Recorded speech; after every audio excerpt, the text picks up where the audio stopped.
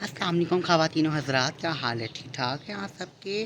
امید ہے آپ لوگ خیریت سے ہوں گے۔ تو آج آپ کو ایک مرتبہ پھر سے ہم لوگ ویلکم کرتے ہیں دین اسلام کی باتوں میں، جو ہمارا چینل ہے، جو کافی ٹائم سے چلتا آ رہا ہے اور آگے بھی چلتا رہے گا قیامت تک۔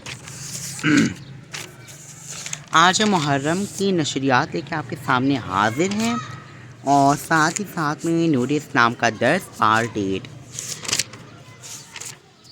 ویسے پارٹ 7 آنا تھا، لیکن ہم نے سوچا کہ چلو محرم ہے تو اسے تھوڑا سا آگے بڑھایا جائے۔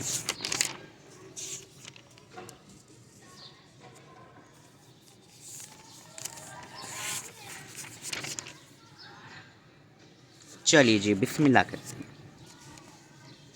یہ حدیث مبارکہ کہ صلہ رحمی رشتہ داروں کے ساتھ اچھے تعلقات کی اہمیت کو اجاگر کرتی ہے، اور اس کے دو عظیم انعامات بیان کرتی ہے۔ نمبر 1 ہے رزق میں وسعت، اور نمبر 2 عمر میں برکت۔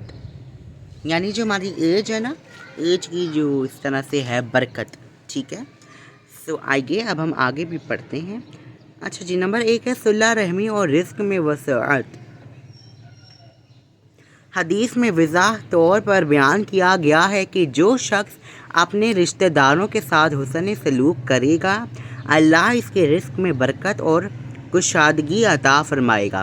اللہ تعالیٰ قرآن کریم میں فرماتے ہیں وَاتَّقُوا اللَّهَ الَّذِي تَسَاءَلُونَ بِهِ وَالْأَرْحَامَ، اور اللہ سے ڈرو جس کا واسطہ دے گر تم ایک دوسرے سے مانگتے ہو، اور رشتہ داریوں کا بھی لحاظ رکھو۔ اللہ اکبر۔ ایک اور حدیث میں نبی کریم خاتم النبیین نے فرمایا، جو چاہتا ہے کہ اس کا رزق بڑھ جائے اور اس کی عمر دراز ہو، وہ صلہ رحمی کرے۔ صلہ رحمی کا مطلب صرف مالی مدد نہیں، بلکہ اچھے تعلقات، نرمی، تعاون اور حقوق کی ادائیگی بھی اس میں شامل ہے۔ نمبر 2 میں آتا ہے صلہ رحمی اور عمر میں برکت۔ حدیث مبارکہ کے مطابق صلہ رحمی عمر میں برکت اور طوالت کا ذریعہ ہے، جبکہ ایک حدیث ہے کوئی عمل ایسا نہیں جس کے کرنے سے اللہ انسان کی عمر میں اضافہ کرے سوائے صلہ رحمی کے۔ نبی کریم خاتم النبیین نے فرمایا، رحم رشتہ داری عرش سے جڑی ہوئی ہے، وہ کہتی ہے جو مجھے جوڑے گا اللہ اسے جوڑے گا، اور جو مجھے توڑے گا اللہ اسے توڑے گا۔ استغفر اللہ۔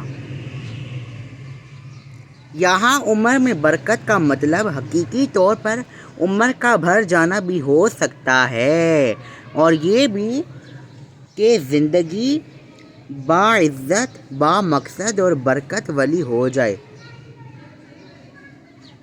صلہ رحمی کے جو فوائد ہیں، اب ہم اس کے بارے میں سننے کی سعادت حاصل کر رہے ہیں۔ نمبر 1 ہے اللہ تعالیٰ کی رضا حاصل ہوتی ہے۔ نمبر 2 خاندان میں محبت اور اتحاد پیدا ہوتا ہے۔ نمبر 3 مشکلات اور پریشانیاں دور ہوتی ہیں۔ نمبر 4 رزق میں کشادگی اور برکت نصیب ہوتی ہے۔ نمبر 5 دعا کی قبولیت میں اضافہ ہوتا ہے۔ اچھا جی، ہماری جو حدیث ہے، ہم نے 4 حدیثیں مکمل کر لی تھیں، ٹھیک ہے۔ تو آج ہماری 5ویں حدیث آتی ہے عن النبی صلی اللہ علیہ وسلم فی القبائر قال الشرک بالفی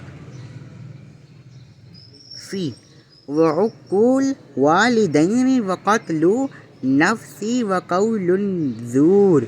نبی کریم خاتم النبیین نے کبیرہ گناہوں کے بارے میں فرمایا، اللہ کے ساتھ شرک کرنا، والدین کی نافرمانی کرنا، قتل کرنا اور جھوٹ بولنا۔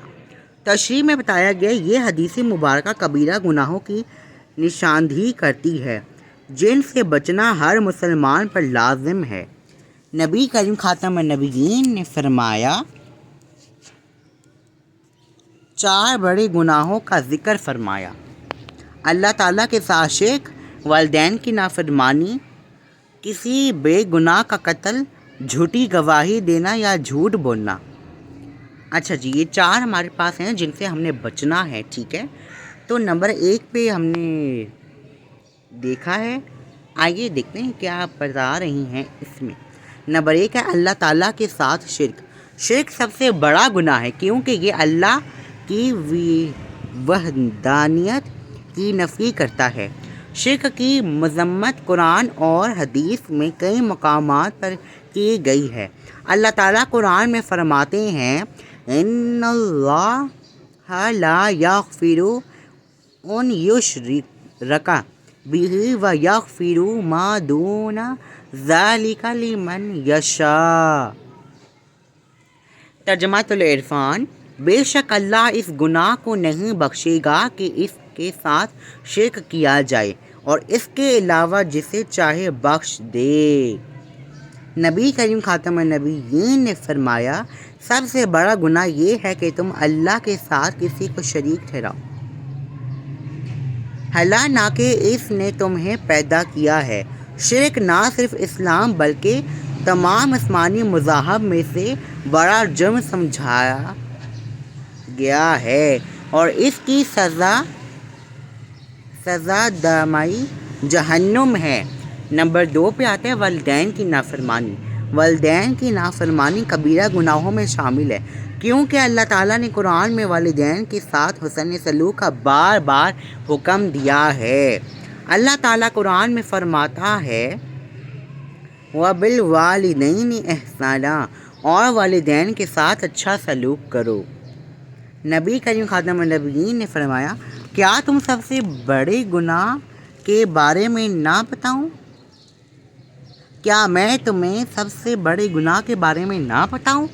اللہ کے ساتھ شرک کرنا اور والدین کی نافرمانی کرنا، ماں باپ کے ساتھ بد سلوکی اللہ کے شدید غضب کو دعوت دینے کے مترادف ہے اور دنیا آخرت میں نقصان کا سبب بنتی ہے۔ نمبر 3، کسی بے گناہ کا قتل۔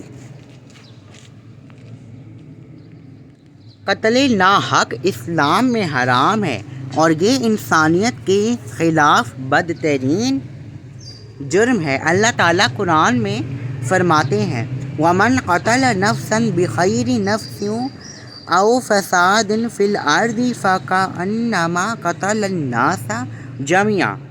جس نے کسی ایک انسان کو ناحق قتل کیا گویا اس نے تمام انسانوں کو قتل کر دیا۔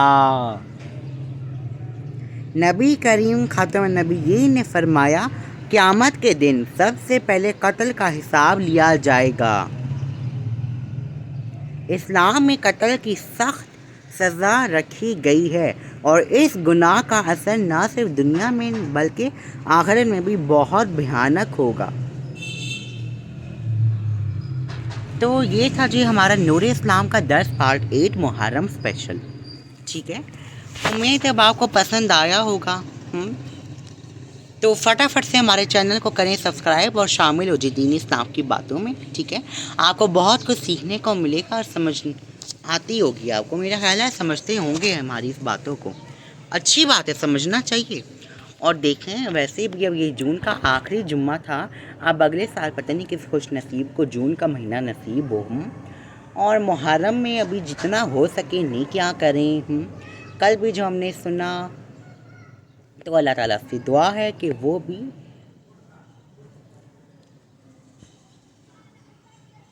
قبول فرمائے اپنی پاک و بلند بارگاہ میں، ٹھیک ہے۔ خدا حافظ، انشاءاللہ بات سے ملاقات ہوگی کل 15 محرم تک، ہم آپ سے انشاءاللہ روز ملیں گے 15 محرم تک۔